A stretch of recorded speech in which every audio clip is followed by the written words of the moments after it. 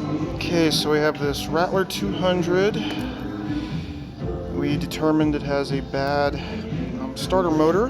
When we hit the, as you can see it's on, when we hit the electric start, it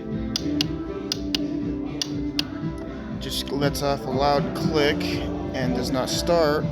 We have already attempted to replace the relay, and that did not fix the problem.